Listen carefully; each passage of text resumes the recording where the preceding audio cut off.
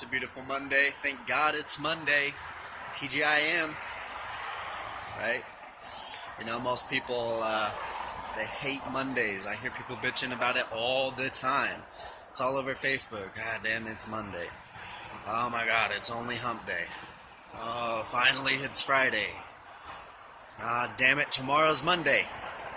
You know what I mean? That's a cycle that I do not want to be a part of. And I am so glad I got out of it. When I started my own business, when I started doing what I love, my life became my work. Every day became the same day. I don't see today as Monday. I see it as another day to make the most of my life. Right? So, what I wanted to talk about was the stories that we run, the stories that we make up for ourselves, the stories that we make about other people. I often do this with, like my business partner. I do this with a lot of things.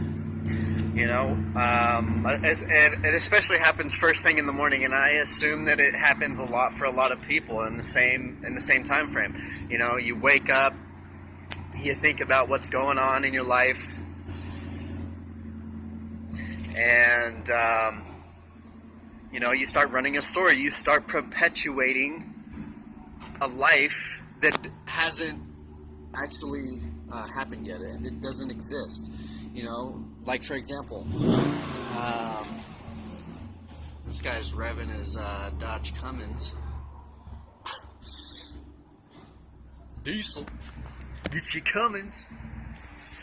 But you start running a story. It's like, first thing in the morning, you're like, oh, this person is doing this. They're thinking about me. They're wondering what I'm doing. They're maybe not doing something. They're maybe, not, whatever the story is, you're making it up in your mind before that even happens, before it's even a reality. Oh, look, it's kind of snowing a little bit. That's kind of cool. It's the first time I've seen snow. It's December 11th. But we run these stories. We make a reality before it's real. And what happens is when we're running those stories is we're really actually starting to create that. Let's say, for example, you have a business partner and you're always worried and concerned about what they're doing. And you're thinking that they're out to get you, or that they're going to let you down, or that they're going to cheat you out, or whatever the story that you're running about your business partner.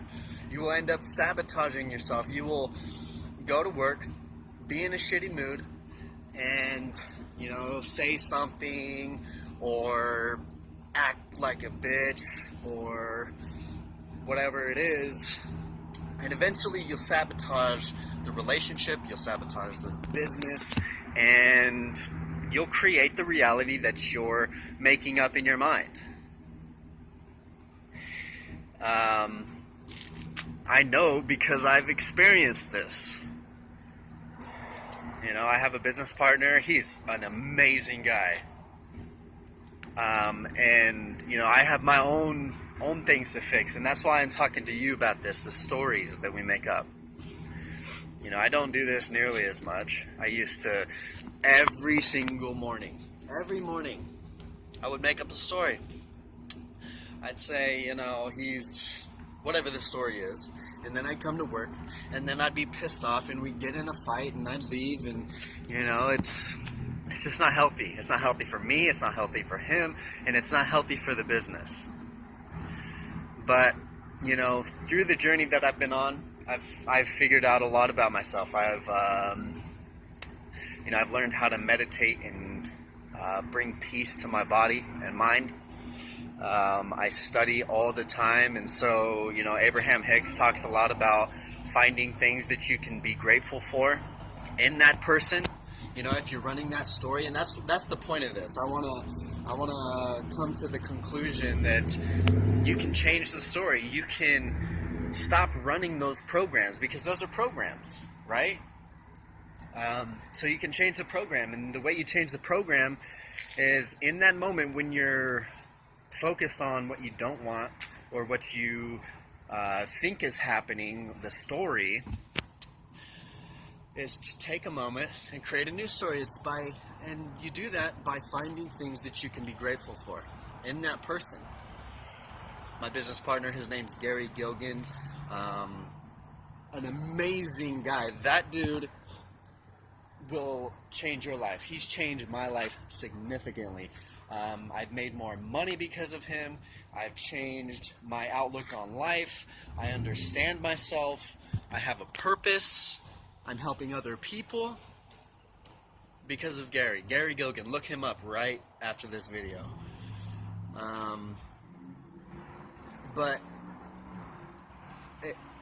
I can now find things that I love about him. Even though I loved everything about him, the stories overtook my mind. They overtook the reality that was real instead of the one that I was creating. And so, I love his kids. I love his wife. I love his whole family. I love what he's done for me. I love, his personality. I love his commitment to me. I love his commitment to his purpose. There's so much to love about him. I love you, Gary. Okay, and it's not only about finding things that you love about that person.